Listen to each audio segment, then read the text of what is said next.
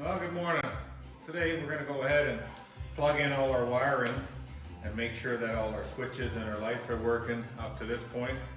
And then we're going to go ahead and install our fairing lowers with our 6.5-inch speakers. And we're going to start wiring up our stereo and then put the brain box for the jammer on top and get that wired up. There's also going to be a hidden antenna in here for an antenna for the radio. Too early for me. And yeah, we'll go ahead and do that. Most of the hard work is done, like mounting all the lights in the fairing. We did that earlier. And now it's just time-consuming wiring stuff. You've got your center console on here. Put your ignition plate on there. It's got your identifying marks on it. Plastic spacer, steel spacer, aluminum, hot metal, and then your nut on top. Just clarify with you guys, do not over tighten that nut when you tighten that up. And if you've got this fancy tool from Jim's, it really helps to line up before you drop your ignition in. If not, you might be there an hour or so getting everything lined up. You want to put your new battery in there. When you're hooking up your battery, always disconnect your negative first and hook it up again last. That way you're not going to short nothing out. Now that we've got our battery hooked up, first thing we want to do is make sure all our lights are working before we get too carried away. So far we found 2 dash lights that we needed to replace the bulbs. So we put 4 new red LED bulbs in to match the RPM and speedo gauge. And we found the neutral light was not working, so we just had to adjust the top cover for the transmission, slide it over and forward, so the ball was pushing on the detent. But all the other lights are working. If you got wideband O2 sensors, you can reach behind here and you'll feel them starting to warm up, so that's a good sign. Now we've got all our neutral light and our lights fixed. I put the hand controls on. Make sure that when you put the clamp on for your master for your clutch or your master for your brakes, that you don't pinch the wires on the bottom. I've seen that a few times. So be careful putting that together, tighten that all up, and then we'll get these brakes and the clutch bled once the lines are all on there. Now that we got our hydraulic lines hooked up, we're going to set her back down and bleed our front brakes and our clutch. Make sure that when you're bleeding your brakes, you use the right fluid, don't mix it, and don't get it on your paint. If you do, wipe it off right away. It only takes a few minutes for it to soften up your paint. Okay. You want to make sure you don't forget to adjust your throttle cables. You adjust the cables so that they're both pretty much centered. You gotta have a little bit of free play and make sure your throttle blade opens up all the way. Alright, so now it's time to start running some wires for the stereo, to the battery, to the amp, and to the jammers front and rear. So we're gonna pop this plastic cover off the backbone here carefully with a pick. You can open that up, and we're going to hide all our wires in there to keep everything looking factory and nice and clean.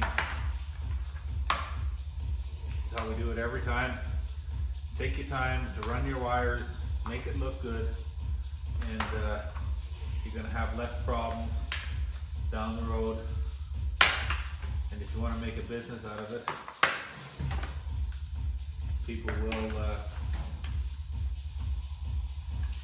people should appreciate you for your quality of craftsmanship. So for the Rockford Fosgate Amp, you're going to be using these splitters, these Ys, on your output side. This amp makes plenty of power to power 8 speakers, and that's how we're going to do it.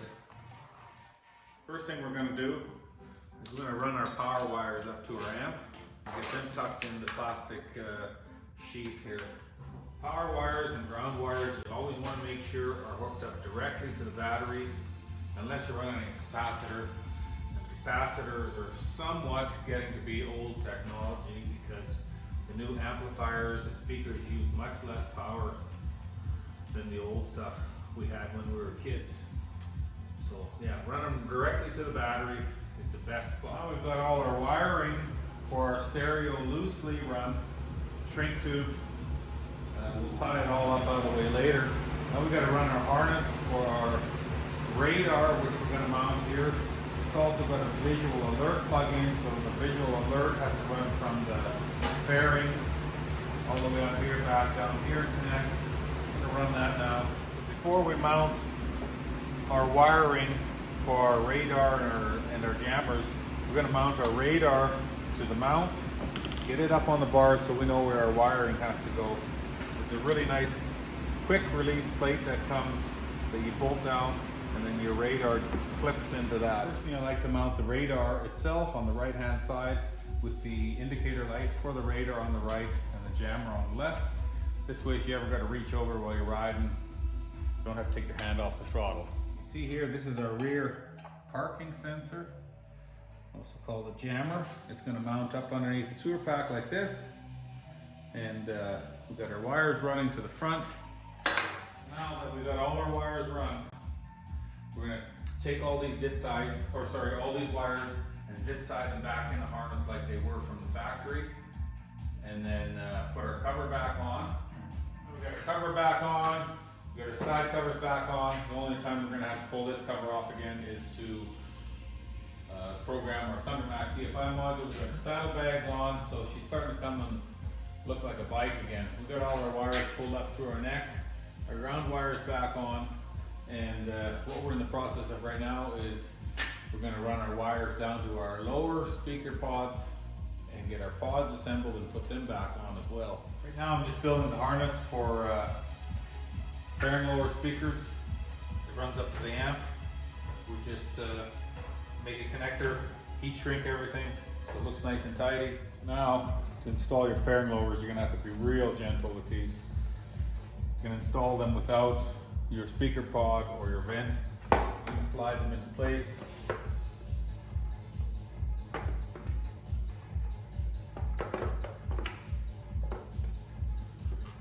And then pop them in there.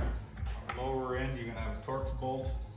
Put your washer grommet in, and then your clamp that goes around your crash bar. And put your nut on. Do not over tighten that bolt.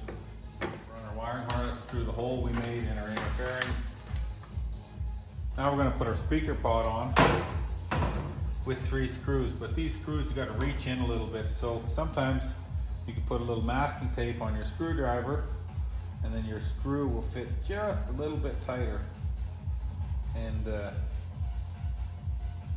that'll hold it on there while you're reaching in. You got your wires run into your speaker pods. You can go ahead and put your 7/16 nuts on that hold this outer cap on. Then we've got our fairing lower on, we've got our wire on, run in there. So we're ready to put our speakers on. So I'm gonna go have lunch, have a cup of coffee, and after that, I'm gonna bang that other one together, and then we'll tune back in, install our speakers. So now we got our bike back on the ground. We've got our wires ready with the insulators on the ends. We're going to install these Rockford Fosgate TMS5s. They come with a really nice grill, some new hardware to finish off your trunk. There you go, you have your TMS5s and your 6x9s as well installed from Rockford Fosgate. Nice clean factory finish. Now we're going to install our TMS6.5s. We need the adapter ring. We got one with red shrink tube, one with black, so that we know the difference. And once you have your 4 screws in, your cover, you just push it on and it holds itself into place. All right, so this is our brain box for our jammer. We're gonna mount it on top of the amp here.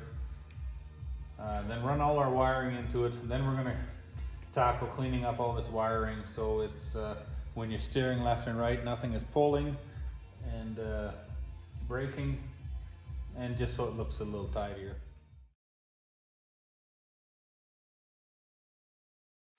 Last thing for the stereo is the factory input wires have to run into the amp, and then a new wiring harness back to the speakers. You can use these fancy harnesses Rockford Fosgate includes, which are plug and play, or you can do like I do, cut, shrink tube, and solder. All right, now that we have everything hooked up, we're going to turn the key on and we're going to set the amplifier settings. I wish I could figure out somehow to show you on a video how to do that by hearing, but I really don't know. So if you guys got any ideas on how I can show you how to set an amplifier via YouTube, that'd be great. After I set it, I can show you on the amp about where my dials get set and go from there. You can see that's where we like to have the amp set. Crossover is set at high pass on both, 4-channel, 50 Hertz. Equalizer set in the middle. In the front we have the input level turned down a little bit because the sound's coming at you, and the rear turned up to about 1/4. So that's really loud. Gives you a pretty good idea of the capabilities of this amplifier. We rolled the bike over, rolled the bike off the lift. We're going to turn the bars. We're going to keep an eye on these wires to make sure all our wires are long enough and routed properly. We don't want any wires rubbing through or cutting through over time. So have a really good look before you put your fairing on. Before you put the fairing on, it's easier if you put your headlight in now. There's 5 screws that hold it in. Make sure that when you start your screws, you turn them to the left before you turn them in, so you don't start new threads. Get our fairing installed. Make sure you plug in your headlight, and then I like to set my fairing in place and just loosely put a center screw in there to hold it, and put your side bolts in first. All right, now that we've got our fairing on loose, we're going to roll this bike back up on the lift, get it up in the air to put our passing lamps on, but we also have to still mount our parking sensors, radar, jammers. So we don't want to squeeze this fairing on yet, so we can stuff our wires back up in there, and then we'll tighten up our fairing with the windshield and the pouch in place, etc. So I'm going to have some lunch. You guys may as well too, and we'll see you after lunch. Now, you're going to take your windshield, carefully slide it into place. Make sure you tighten up all your fairing screws now, your spotlight bolts. Once you've pushed your wiring for your spotlights and your jammers back into the fairing, and your 2 little Torx screws that attach the chrome piece to the fairing. I'll tighten them up too. Now we got our jammers that are located right here. Put a little bracket we got to mount to our fairing. The jammers on the front, ideally you want them as close to your headlight as possible, because that's where the cop's aiming, and you want to make sure that they're level forward and back and sideways horizontally. All right, there, you can barely see the jammers. You can see here with the light, you can kind of see them, but they're so small that you're not going to see them normally. Nice and clean. Like I said, make sure they're mounted level horizontally this way and this way. Now, before we put our fuel tank back on and fire this bike up, we're going to pull this plate out of the top of the tank and replace the fuel filter in this tank. The screws out. This plate is loose, you can pull it out, but whether your paint is brand new like this one or used, you want to lay a rag down to lay this plate on. When you get your plate assembly out, there's a little clip you got to pop out, and then you can get your fuel filter out of there. I always get the filter with the new hose kit. And then you warm up the end a little bit and slide that on with the new clamp. Got your filter on the line on the pump. Don't forget to put the little O-ring in, and then you can slide that all back together in the clip. Now I'm going to show you, you see this black spot? That's what came out of there. That's why you want to change your fuel filters. All right, now we get to throw this beautiful tank back on the bike. And these older bikes, they got 3 bolts, 2 on the front and 1 on the rear. If your fuel line hasn't been connected for a while, put a little lube on it, or I guarantee you'll be replacing that O-ring right away. And that's just a slide collar, snapper back into place. All right, now we get the stereo tuned already. behind this cover to put a map in our Thundermax CFI modules. We're going to pull this bag off and side cover. If we get too far, we're going to take a little brake clean on a rag.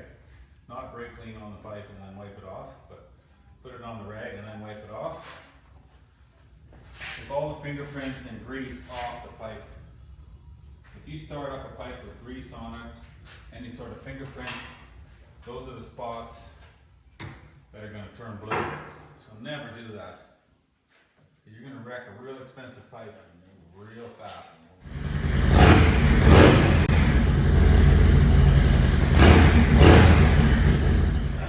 I've had this bike running for about 15 minutes now. We're going to let it cool down. We obviously didn't let it warm up too much. You can see how the stainless steel pipes turn a nice golden color. I really like the look of that. We're going to check the oil pressure with a manual gauge and check our charging system. We're not going to trust the gauge on the dash. A few little things like that, and then we'll button it up again until we can ride it.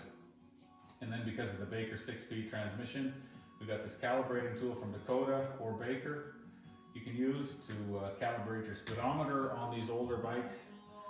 And then yeah, I guess once it's nice out, we'll get to ride it. All right, oil pressure is right around 25, 30, which, you know, these old bikes didn't have much back then. That's it for this bike until we get to ride it. Thanks for watching as we rebuilt this 2006 CVO. We put a Baker 6-speed overdrive transmission in it, a Red Thunder 2-in-1 stainless steel exhaust system with a Thundermax EFI module. We had Shane Baker in Edmonton restore all this paint back to factory, and man, does it look nicer than factory. We put an 8-speaker Rockford Fosgate stereo system in it with a 600-watt amp and a Rockford Fosgate head unit. We put a radar system in here from Adaptiv Technologies with jammers front and rear, 2 new tires, Racetech suspension with gold valves in the front, progressive shocks on the rear. Don't quote me on the model at the moment. New neck bearings, full service. We put Paul Yaffe 14-inch monkey bars on this bike with LA choppers, wiring, brake lines, throttle cables, etc. We put a Clockworks, I believe about a 10-inch windshield on this bike. And yeah, just looking at this bike, that's about it for now in a full service. So we put a new fuel filter in this tank because that's a very commonly overlooked thing. We also put new rear brake fluid in this bike and a bunch of bearings, blah, blah, blah, new drive belt. And now the customer has asked as well that we take this bike out and get it detailed. So I'll definitely put some pictures up as soon as it's detailed. For detailing, we take it to Luke Shine Shop. If you guys are familiar with him, he's local, and we like to support local people who do good work. So until next time, thanks for watching, and we'll post some pictures up later on. Have a good night.